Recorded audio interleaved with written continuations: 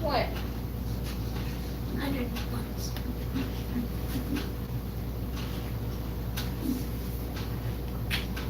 They don't have any underwear. Actually, I don't. Oh, we'll wait for people to get back in.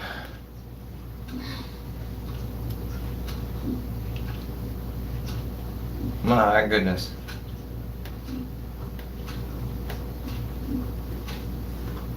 Hey, Benj. Yeah, weird. I'm sorry. She says, Leah says she hears the flannel family and the dryer. Oh, jeez. Because I don't have my super special microphone, so that's okay. Oh, it's the dishwasher. It's not the dryer. It's the dishwasher, she says. Mrs. Flannel says it's the dishwasher. I can't watch Gilligan. The dishwasher said it's the dishwasher. You can watch Gilligan? It's gonna What be in the did they back. hear? It'll be fine. Minneapolis, welcome, James. Hello, everyone. I apologize for the technical difficulties. For the past few weeks, we've had some issues. I'll talk loud enough so they don't hear Gilligan's Island. Besides, we gained a couple subscribers from Gilligan's Island. Oh, yeah. The past couple weeks, I've had issues with my microphone connecting, and I hear it perfectly on my end, but apparently all we have is static from the channel. It's very irritating. I'm very sorry. I won't even try it next week. We'll just launch right into it. This week I'm attempting to find what the problem is. So this week I eliminated the headphones and just went straight for the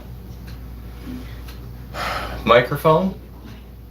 And it didn't help. So I'm guessing there's something wrong with my phone. I've shut off all the processing background stuff, turned the battery onto high. Hey, Carolyn. And that doesn't seem to do it. So, Try mine next week. oh, that's a good idea. Mrs. Flannel recommended I try her phone next week. I could also try deleting and uploading the app for the microphone. The problem is I can't do a test without doing a live stream because on my end it sounds fine. So, oh, hey, thanks, Beth. Beth likes our chair molding.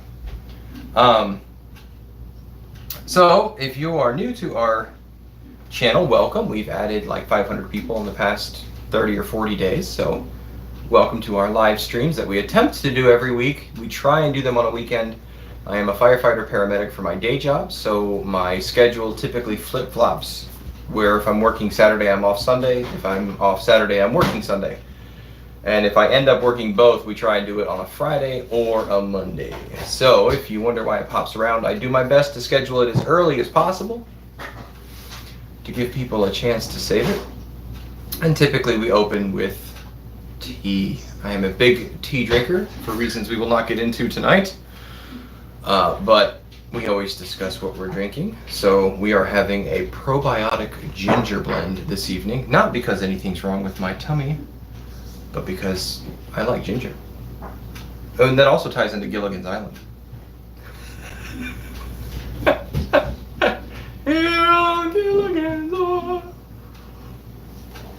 Anyway, last week we started a fundraiser for one of our subscribers, Brett. Hello, Lauren, welcome. Oh, James says, I grew up on a farm in Renville, Minnesota. We had 60 head of registered short-head cattle, not the milking kind. We had about 8 pigs, 5 horses, a bunch of chickens and ducks, and I had pigeons and fancy and rabbits. That is super cool. I also work at the Abbott Northwestern Hospital. Well, thank you, James. I did not grow up on a farm. I grew up in Fort Lauderdale, Florida, in the middle of a subdivision. So, for those of you that don't know, we are not farming experts. We are giving this a go. My wife and I have wanted to do this for almost 20 years, and just back August of last year, we bought the property. So, we are giving it a go. So you're watching us build it from the ground up. So everything we've done this year many of it has been for the first time at the scale we're doing it. We've gardened before, we have had rabbits, we've done goats, we've had chickens for off and on for 15 or 16 years. But the scale that we're doing is new. Sean says he prefers to dump his tea into the harbor, but you do you. I will. This is good American tea. Merca. But last week, for those of you who did not see the live stream, we were discussing Brett. Brett got laid off from his job back in December. He has found gainful employment, but his car exploded, his weed eater died, his lawnmower died, his computer died, like everything all at once. And I'm sure you guys know that when you're not making enough money to live, or you're barely making enough money to live, any little thing is a huge deal.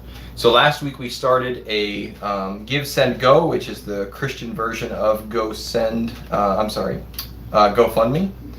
And we are currently sitting at $1,959, which somebody gave me a $70 live stream gift last week. So basically, we have passed the $2,000 mark. So I'm going to leave it up for the rest of this live stream for if anyone has the desire to give still. The link is in the description, and I put the link at the top of the chat. And for those of you that have already given, I asked Brett for a thank you email because a chat is not really an easy way to say thank you. So we're going to dive right in with Brett's thank you email to you guys. This is a direct quote from Brett. First, let me say I've been very taken back and downright humbled. The outpouring of generosity and support that I have received since you reached out and offered to help is pretty much surreal. I am very, very grateful to you and the awesome people in this growing community. Time and time again, the gardening and homesteading group has shown to be full of the kindest, biggest hearted people I've ever known or had the pleasure of interacting with. I want to thank you, the Flannel Fam, and all the familiar and not so familiar names that I have gotten to know over the past few years that have been able to help in any way. Your reaching out to offer or give means so much to me right now. I would also like to say thank you to all the generous anonymous angels who have helped, and there are a lot of them. Whoever and wherever they are, I appreciate each and every one from the bottom of my heart. Thank you again for helping me get through this very challenging chapter of my life and get back on track. I feel nothing but gratitude. Look forward to someday returning the kindness in any way I can. Quote, some of the kindest souls I know have lived in a world that was not so kind to them. Some of the best human beings I have known through so much at the hands of others. I have been through so much at the hands of others. And they still love deeply, they still care. Sometimes it's the people who have been hurt the most who refuse to be hardened by this world, because they would never want to make another never make another person feel the same way they have felt. If that isn't something to be in awe of, I don't know what is. That is a quote from Bianca Sparacino. Thanks again, Brett. So, that is the thank you from Brett. Like I said, it's up for the rest of the hour. If we make it an hour, I don't know if we're going to make it an hour. And I will probably close it out tomorrow. So, thank you very much, everyone who did give. It means a lot to me. I know it's a huge blessing to Brett. And it just goes to show the type of character you guys have. If you were unable to give, that's okay too. I'm sure most of you have been through hard times or are going through hard times. But as the old saying goes, hard times make hard men make good times make soft men make hard times. So, can you guess where we are in that circle? Speaking of hard times, this has been an interesting week for us. If you watched our, well, not the most recent video. The most recent video was my interview with Justro. And I learned a whole bunch about Mills. Super cool dude. If you haven't seen it, it just went live, I don't know, 2 hours ago. Really cool guy. And I would encourage you to watch that and check out his channel if you haven't. But the video before that, we kind of explained what went on this week. And the family car is currently out of commission. We had the, oh, here. I thought I put it in the description. Maybe I didn't. Oh, you know what? It was in the last description. It's not in this description, so I'll put it in the chat every now and again. Yeah, all the lights and gauges and everything went wonky on the car, so it's currently at the mechanics. The trailer started throwing rubber, so it's at the tire shop, and it was just kind of one of those weeks where everything broke. But that gives us the opportunity to have a good attitude. One of the things that's going to set us apart, especially as Christians, as times get harder, is our response to suffering. I am not of the mindset that because things are going well financially for you, that means God is necessarily blessing you, or that because things are hard, God is punishing you. There are money principles in the Bible that we can follow that will make things go well for us, and you can ignore them and things will go hard for you. But the Bible says that God made us, that He made the vessels differently, some for honor, some for dishonor. Some people He gave, we've talked about 5 talents, some 3, some 1. These are His choices.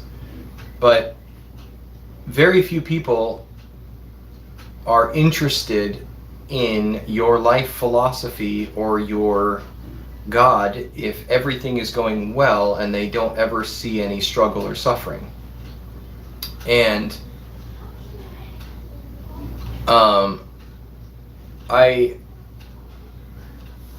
it is quite the opposite, in fact. When we are going through things that would break people and we are still glorifying God,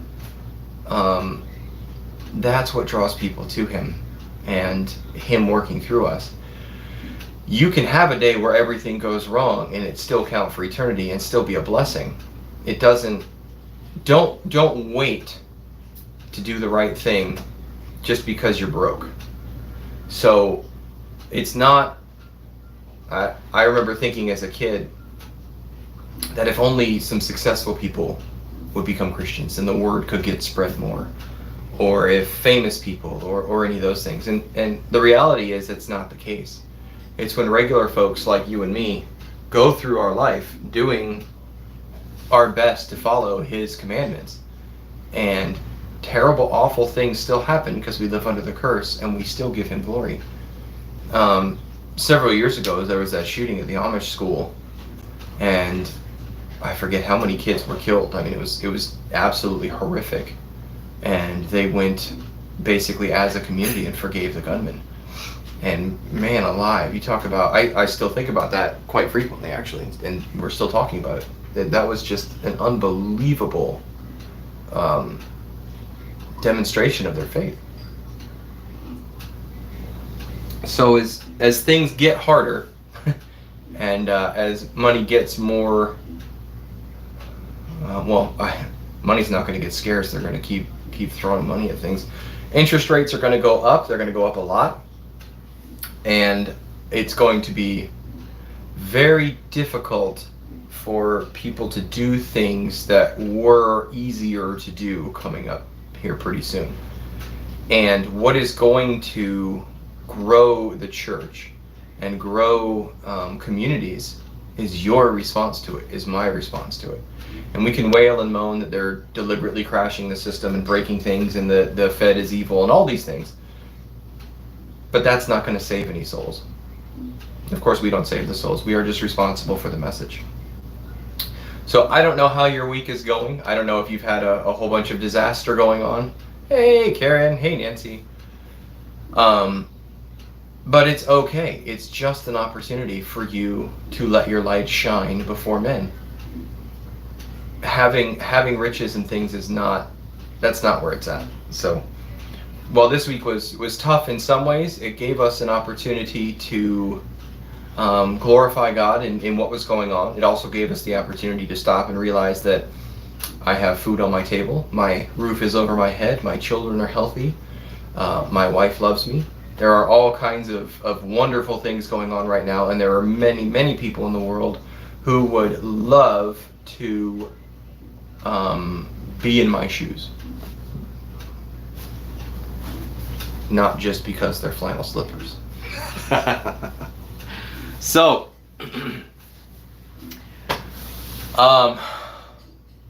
let's I'm gonna scroll back up a bit.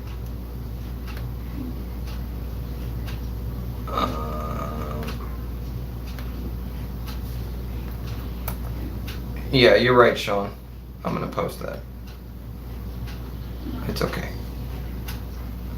That was a good.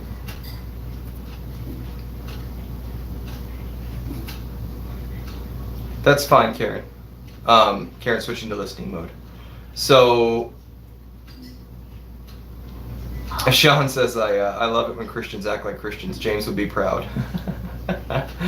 Yep, and Sean says, whether I abase or I abound, I have learned to be content in all things.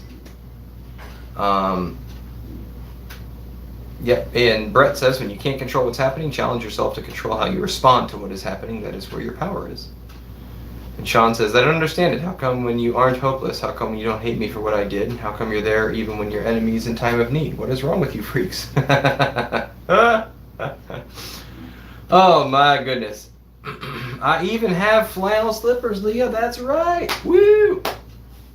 I do have flannel slippers. Those were actually one of my Christmas gifts. Those my flannel slippers. So coming up this week, I got my days kind of out of sync. Normally what I do is I do my best to record over the 4 days that I'm off, and then when I'm at work I edit the videos and release them, because I can't really film while I'm at work because I'm at work. But we ended up having the Richmond today where we went to the cows, and I was unable to film that because the car broke. The day before that I did a family day with the family. We went to the Richmond Zoo, the Richmond Metro Zoo. It was a lovely family day, but I certainly wasn't going to record that. And then the next day I recorded us, that was the video that you saw, where I moved the chickens. And then the next day we had all kinds of people here, which was great. They were wonderful. Hey, Just Drove, Metcalf Mills in the house, what? We had all kinds of people over, so I didn't get a chance to film anything. So I actually don't have anything filmed, and yesterday I was on duty. Today was church, and then I stopped by Tractor Supply on the way home because gas is so expensive that I try and combine all my trips as best as I can. And we picked up 4 50-inch by 16-foot cattle panels, and 60 T-posts, and some more propane. And the cattle panels are for the training of our future cows on a hot wire. It'll also work for pigs. So I have that. And the 60 T-posts are to put up around our 2 acres so that we can get cows on the property. Now, these Dexters that we looked at aren't going to be ready until like October. The people that are that we're getting them from like them to go in pairs, and one is like 4 months old or 3 months old, and the other one is only 1 month old, and they don't like to let them go before they're 6 or 7 months old, right, properly weaned, used to eating grass, that kind of thing. And you're more likely to be successful when they're a little older. But that means we're not getting them until October. And because they're Dexters, I don't really want to waste them on eating them right off the bat. So I would like to calve them. But they're not going to be ready to be calved for another like 3 to 4 months after that. And then it's another 9 months after that before they give birth to said calf. And then it's another like 15 to 2 years until that cow is ready to be eaten.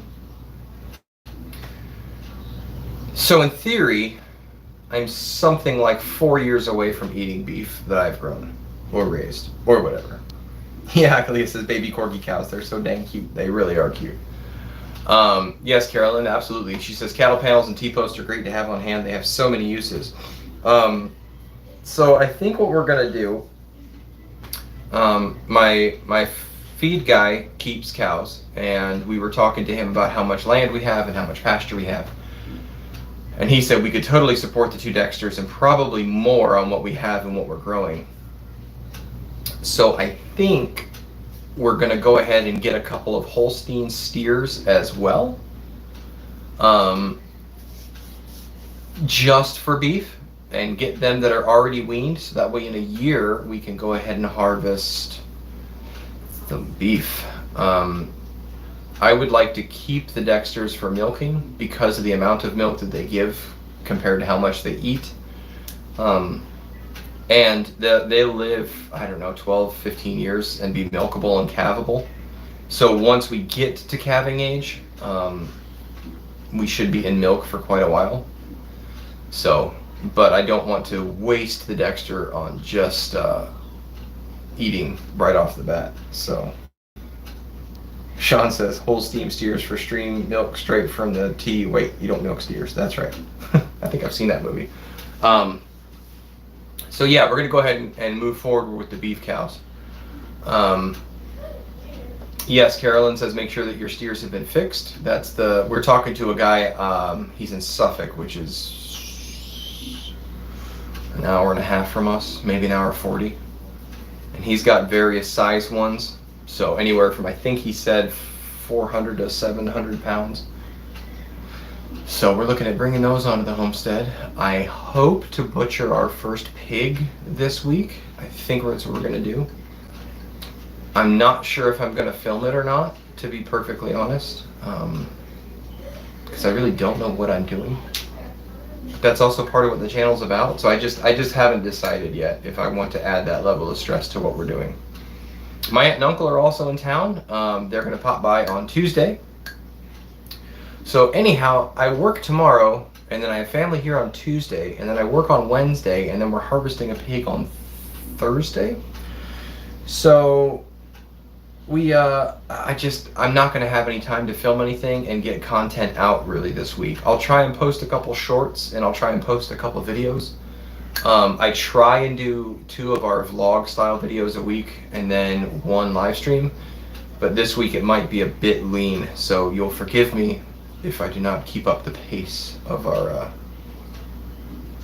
previous pace. Yeah, Sean, that's a good idea. Sean says,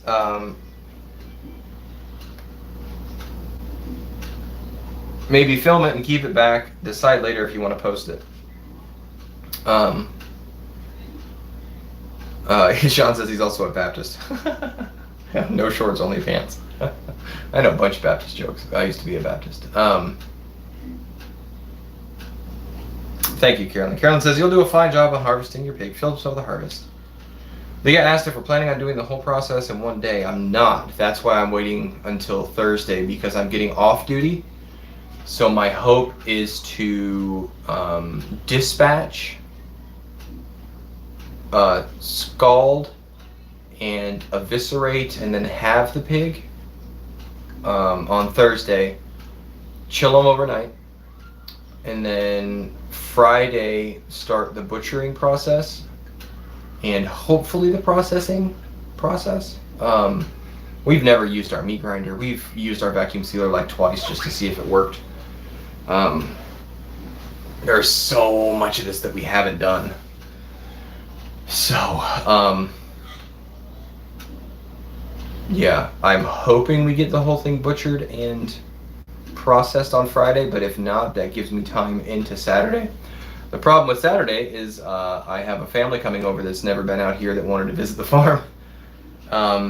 So, and I think, I could be wrong, but I think on Friday, Bill Elrod was talking about coming over.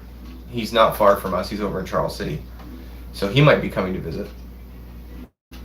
So that's kind of our thought. Lauren asked if we will have someone there who has processed a pig before. I don't.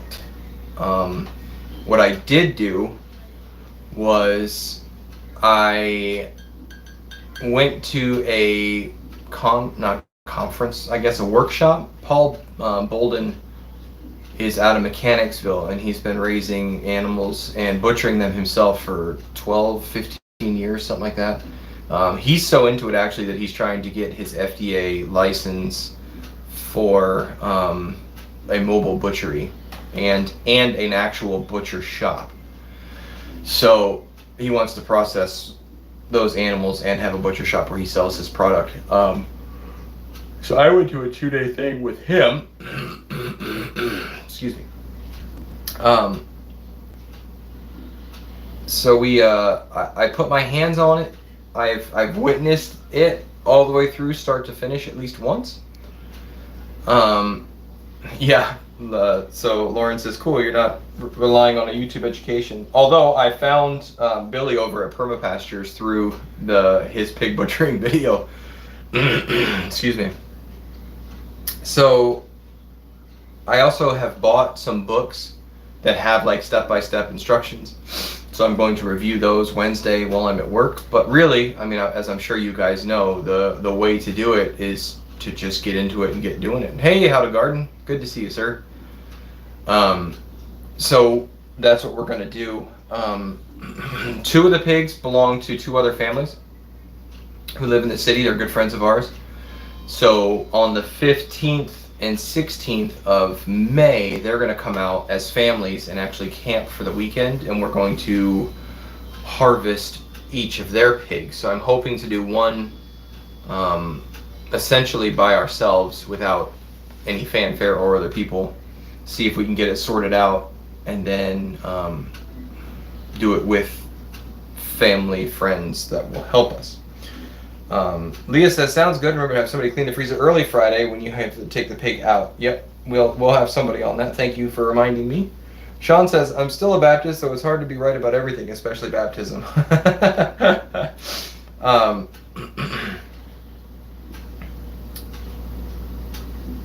Oh, cool. Betty says, "Either Justin Rhodes or Luma and Akers, maybe both, have 3 guys who do pigs. They butchered and then showed the charcuterie also." So, yeah, we're going to do our best. I'm sure we're going to make mistakes. I'm sure there's things we were going to wish we thought of. Paul has an extremely detailed list of tools that you need, things that you should have on hand, things that make it more convenient, the temperature you scald at, all those things in an actual handout that he gave us when we went to his conference. So it was a super good resource, and I have it. And so probably Tuesday evening, before I go back to work on Wednesday, me and Mrs. Flannel are going to sit down and make sure we have everything set up, squared away, ready to go. And then Wednesday when I get home, Thursday, I'll start the fire for the scald, get the rest of the stuff together that we need.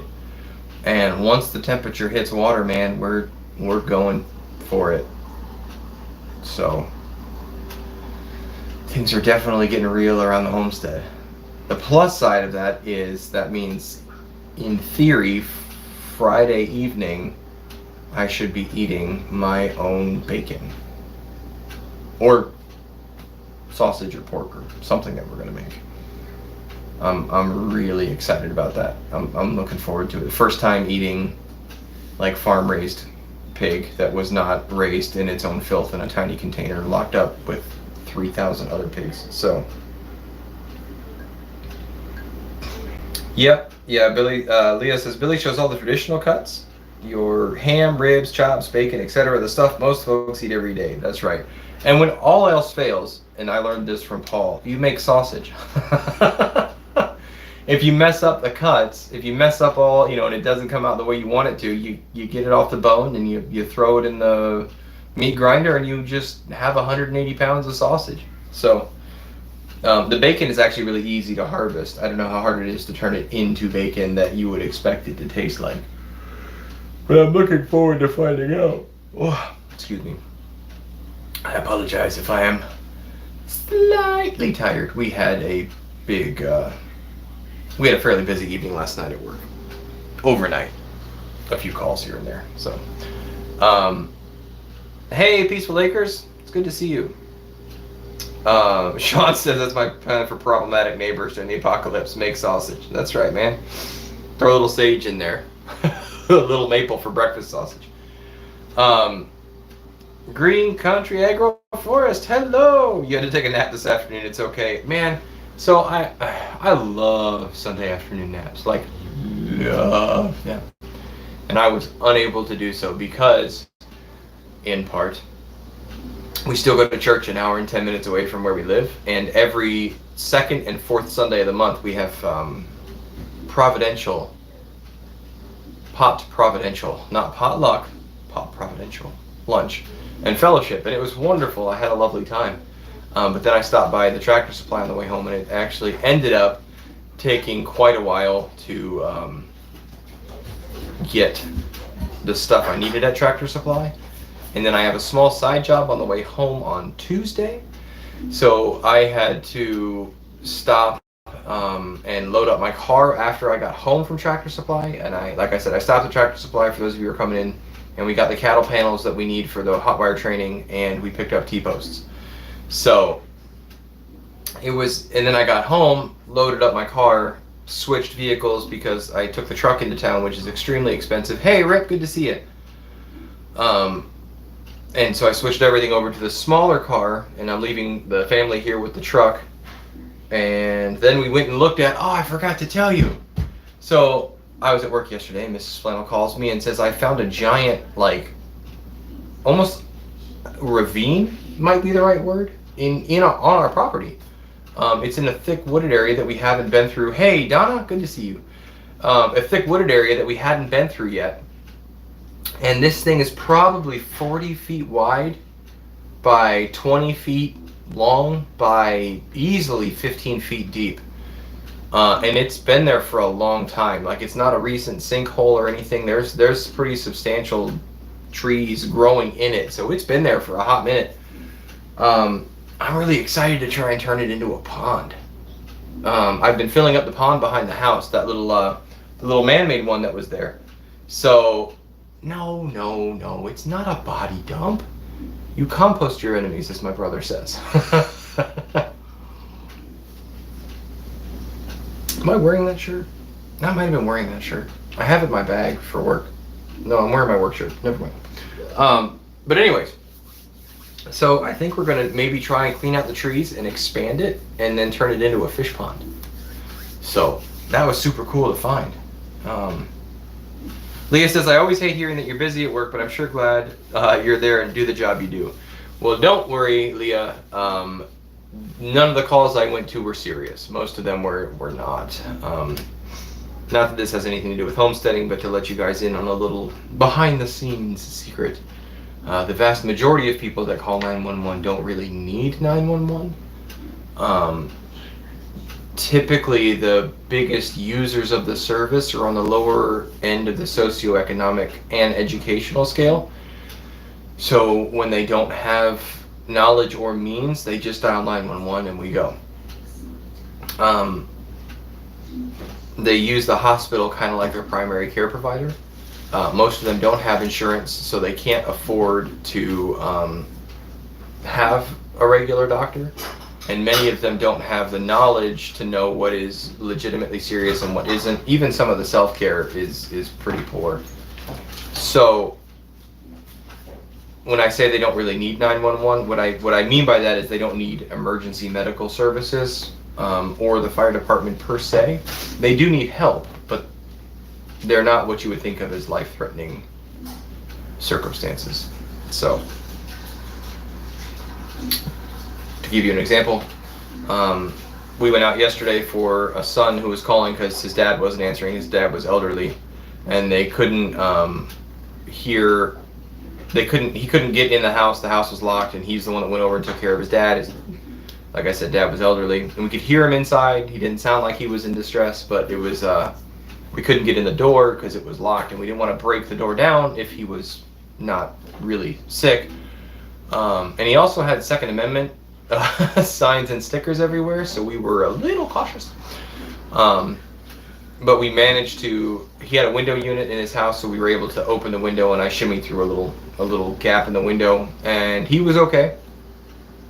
He had kind of slid out of his chair and just didn't have the strength to get back in his chair, which, like I said, is not really a medical emergency, but he did need help, and we were able to help. So that's what we're paid to do. So whether somebody's dying or they just need some help, that's what we do. But I will be honest, it can get tiring at 3 o'clock in the morning when somebody calls you because something happened 4 days ago and they just decided at 3 or 4 o'clock in the morning that it's an emergency. So anyways. Hey, Sue said, had a friend that was wheelchair bound and she would call when she fell out. She just needed someone to help get her up. Yep, that's That's true, and it can. You're right. Greenacre says that can become an emergency, and they could have starved and those kind of things. So, hey, Belt Loop 29. Yes, I am fire rescue. I work for a local city. Been there coming up on 11 years. So, I'm a lieutenant currently. Got promoted about a year and a half ago. I still have my paramedic cert. But I'm pretty much, my job is to officiate Engine 2 in the East End, which is the shirt I was wearing underneath my flannel. It's my little rescue shirt. And, oh, nice. He says, congrats, I'm an LT with the Popo. Some of my best friends are Popos. Peace Blanker says, I heart fire rescue. Saved me twice from anaphylaxis. Well, wonderful. Yeah, Nancy, that's another thing. Nancy says our daughter is in a wheelchair and emergency personnel knew where the door opener for the garage was kept so they could get in to help if we were not home. Exactly. And it please don't misunderstand. People that need help, we go to lift assists is what we call them all the time. They're non-emergent. They call up, they say, hey, so-and-so fell, they need help getting up. They don't need anything else, they just need help. That's fine. We don't go, we don't go emergent to those calls. We don't go lights and sirens. We just drive over to the house, we pick them up, make sure they're okay. And we go home. It's the people that don't take care of themselves for whatever reason, run out of blood pressure medicine and then call us again for whatever reason, stub their toe and call us, they got, drunk and don't feel good and call us. Those kind of things. It just wears on you when you get up 3 or 4 times throughout the night for those types of things. Helping the elderly is not a problem. People that have physical ailments, that's what we do. It's a customer service based business. It's one of the things we talk about a lot at the station is people pay their taxes. So we do, yeah. Lauren says Mickey D's ran out of chicken tenders, call 911. That is what happens. People don't know what to do, that they call us. There was I think it was a captain from Miami-Dade who joked that when aliens land and ride purple unicorns down Main Street, they're going to call 911 because they don't know what else to do.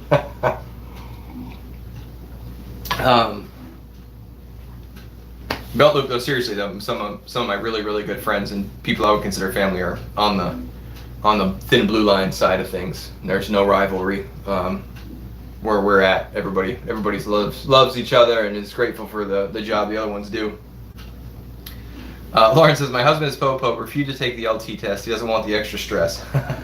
I tell you what, I love it. I really do.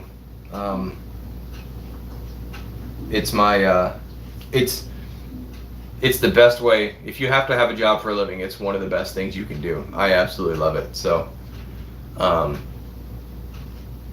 yeah, Belt Loop. I honestly don't know how you guys are doing it in this climate. I really don't. I have seen some egregious mistreatment of some very good people in blue, and watched them keep their cool while people were saying the most terrible things about y'all. So I'm gonna go ahead and assume you're one of the good ones and say thank you. Everybody still likes the fire department, so everywhere we go, people are happy to see us. It blows my mind. Somebody's house can be burning down, and you show up and you spray water on it and the roof's gone, everything's burnt up on the inside, and they thank you for trying. Like, it's your house is still burnt up, man. I feel bad. They're like, no, thank you so much. Your mom tells you you are? Well, that's good. If mom says you're a good one, you're a good one. I appreciate you being here, sir. Oh my goodness. So yes, back to work tomorrow, back on duty. Having a good time. Spreading mischief around the city. Sean says, I can understand being wary of cops, but the way cops are treated is beyond unreasonable. Well, so here's the thing, right? When we give somebody a gun and say, you're going to protect people, we hold them to a higher standard than anybody else. Aw, my mom thinks I'm a good one too. Thanks, Mom. So when we as society and citizens give authority to those types of people, they must be held to a higher standard. But holding people to a higher standard does not mean abuse. And I've seen straight up abuse. There are bad cops. There are bad firefighters. There are bad every type of profession that there are. There is one, at least in every profession. I could tell you horror stories about firemen. So, and the things I've seen done, and but the majority of them are not firemen. Cops, absolutely. No, I'm just kidding. The majority of cops are not bad cops. They are doing a very difficult job under an incredible amount of stress. And to pretend that people have no, people make mistakes too. So, anyways, yes, it's a tough job you guys are doing in this current environment. So, but it's tough to live in this current environment. I mean, let's be honest. They, capital T, are working very hard to destroy the system. So, it's hard. Hey, my brother's here. Woo! Bellu says, I actually work for a mental hospital. Many think we're just security, but still to pass the academy as in any town. Cool. Green Country Agroforest says, I still believe that most police joined up and tend to do the good thing, but it's a rough gig, and sometimes they are called on to enforce bad laws. That's true. A little understanding goes a long way. And it's sad to know they are prejudged and treated like, well, you know. I know they're not all bad cops. However, just because there are, not all are. And, hey, it's my brother, woo, who has had terrible time with cops in the city. That's true. That's because he's composting his enemies. The compost police. Oh my gosh. Well, guys, I know we haven't quite hit an hour yet, so if you guys have any questions for me before we call it an evening, I have about used up all of my material. Once again, Brett says thank you. If you did not hear, I read an email from him that thanks you for giving. We did put a link in the other chat, but it didn't work, so let me put it right here. Nope, that's not it. Where'd it go? For those of you that don't know, Brett is a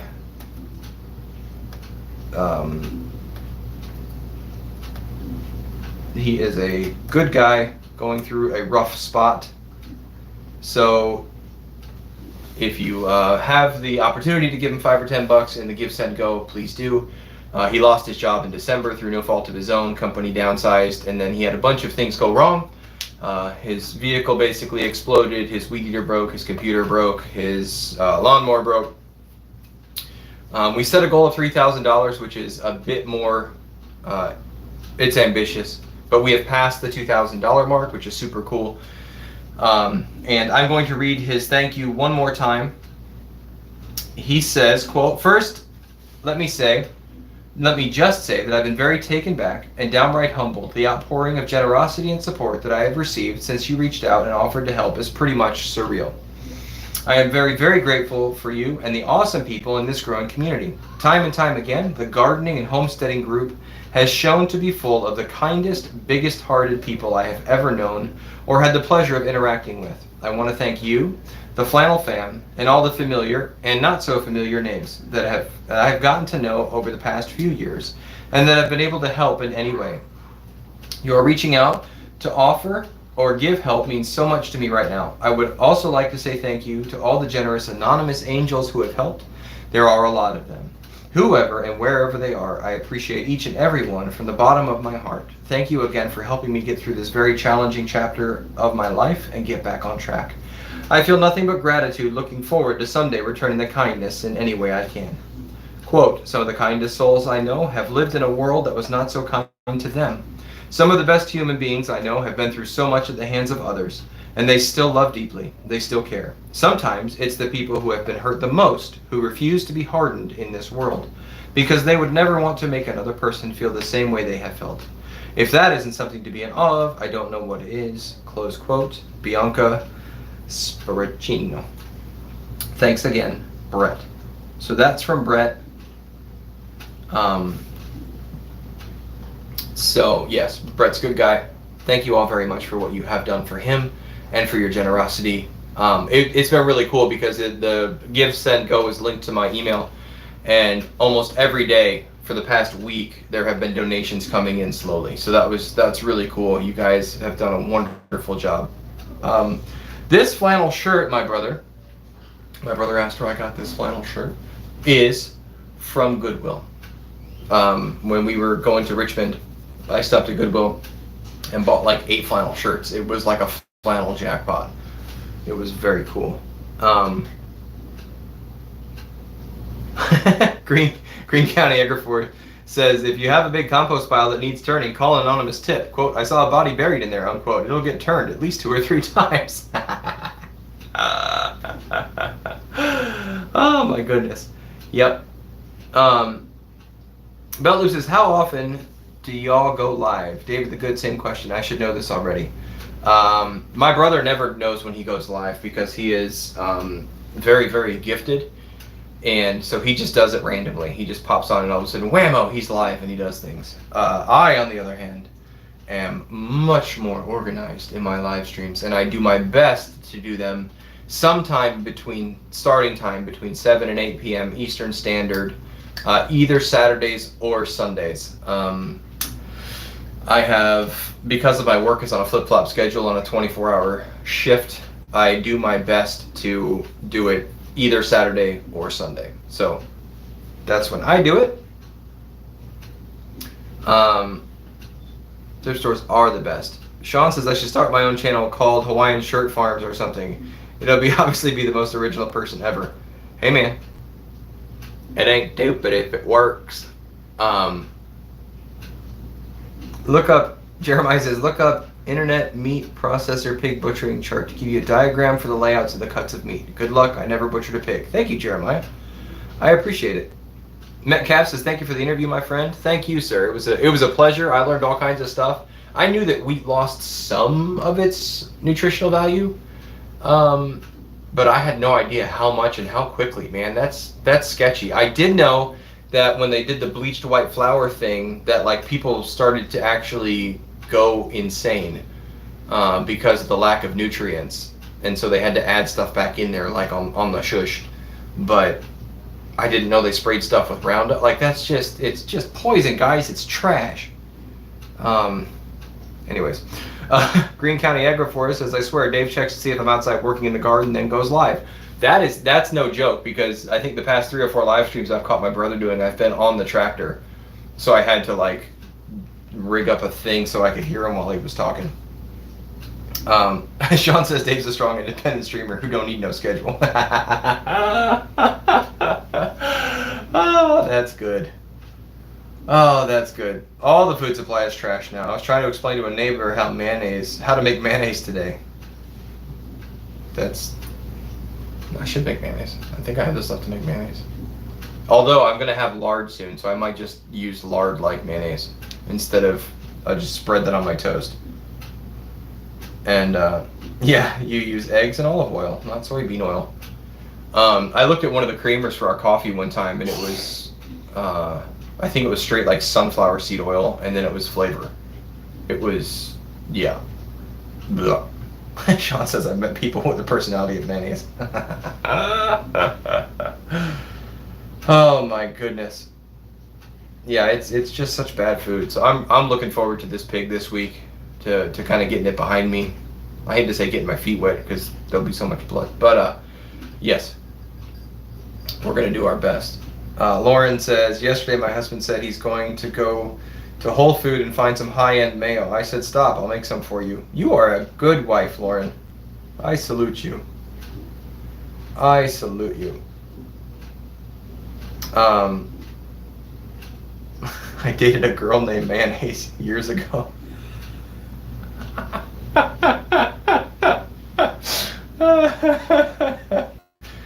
That's funny.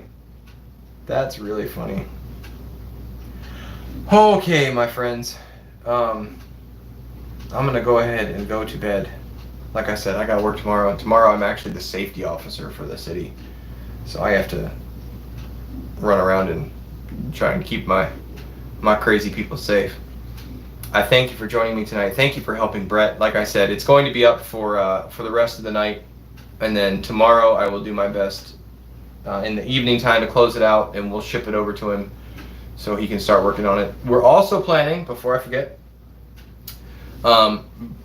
Brett is going to start posting videos. So what we're going to do is I'm going to attempt to do a live stream with him to launch his channel. I don't know when that is. He's still working on it, but we will get him out for. We're gonna have basically a launch party for his thing. So maybe we'll do the live stream, and then we will do like his first video could be a live premiere, something like that. We'll see if we can make his first video go crazy. Belt Loop. Brett is Acres Quarter Acres. His name is Brett Acres. So he's the one you've been seeing pop in. He's one of my moderators. He's a good dude. Sorry, I forgot. Most of us are on a first name basis. My brother says, have fun, love you, Brian. Got lots of great projects going on here. We should do another interview soon. Yeah, man, I'm down, but this time on your channel. Bring me over to your people. Parade me around like one of your French girls.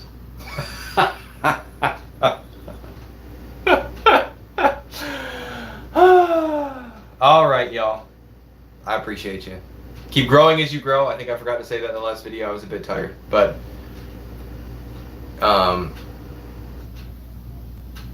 yeah. Actually, if you let me see.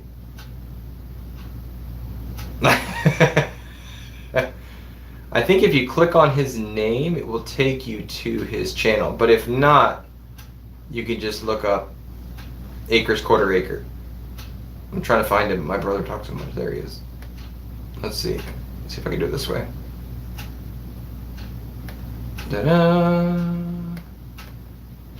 Copy. Paste. There you go. Yeah, Belt Loop, he doesn't have anything up yet. He's still working on it.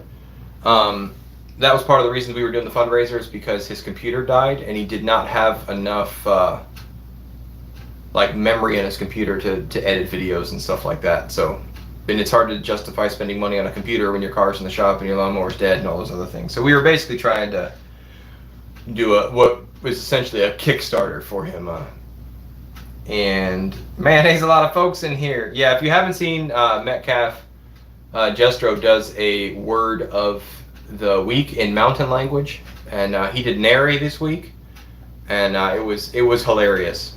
If you get a chance, go watch his word of the day on Nary. The first 10 seconds had me in stitches. I brought it over and took it to my wife and showed her, because it's something like I would do. As a matter of fact, I forgot to tell you, Jestro, we've been having a Saturday Night Fellowship group, and we had started it on Friday, and we called it Friday Night Fellowship for the first 4 months that we did it, and then everybody decided to be better on Saturday. So for the next 6 months after that, we called it Friday Night Fellowship on Saturday, and it reminded me of your video when you did that. So anyhow, my friends, thank you for being here, Flannel Family. I will let you go. Oh, I hope to have a video out later this week at some time, but like I said, we might have a bit of a drought, so we'll do some shorts. We'll get something going. I'll take care of you. So you guys have a great night. God bless you. Have a good week. We'll talk soon. Bye.